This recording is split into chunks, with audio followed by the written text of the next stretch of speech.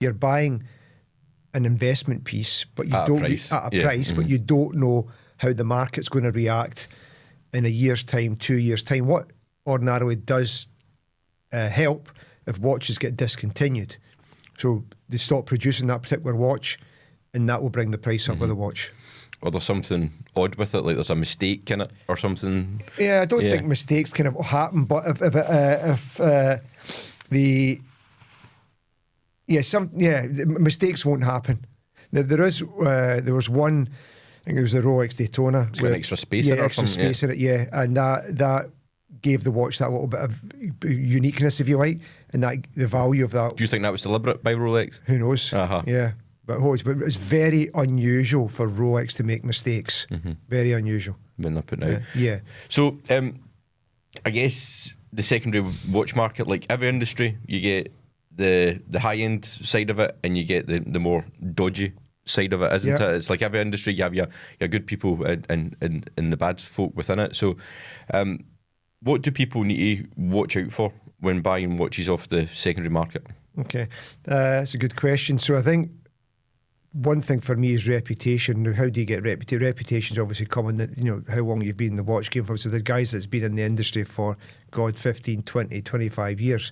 I think guys like me, who are small businesses, I think one of the things to check us out in Companies House. That's it. We're company registered, we're VAT registered, we're tax registered.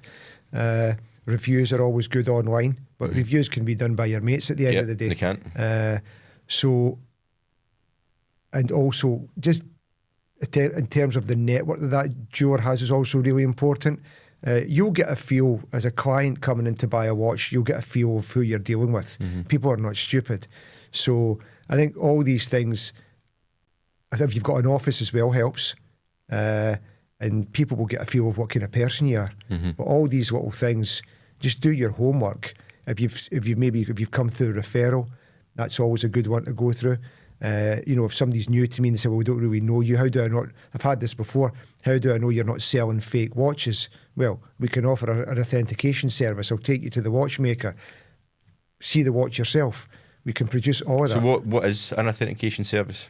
Authentication service is that you want to have that watch taken to a bona fide, qualified horologist who's a watchmaker, and they will open the back of the watch up. I mean, I've had it so many times where people think they're selling a real watch, take it to the watchmaker. You can just tell by the kind of picking it up, feeling it, but some copies are that good. They're very, very difficult to pick up on. So the watchmaker will take the back of the watch off, look at the parts, the mechanisms. Some of them could be real, some of them could be fake. That's how you tell the true quality of whether that watch is fake or not. So have you had that, people coming to you trying to genuinely sell a watch that they thought was real? Yeah.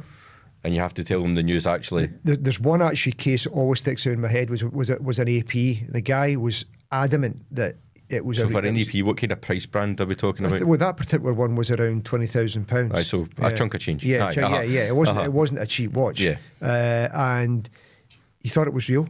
It looked okay, I'll be honest with you.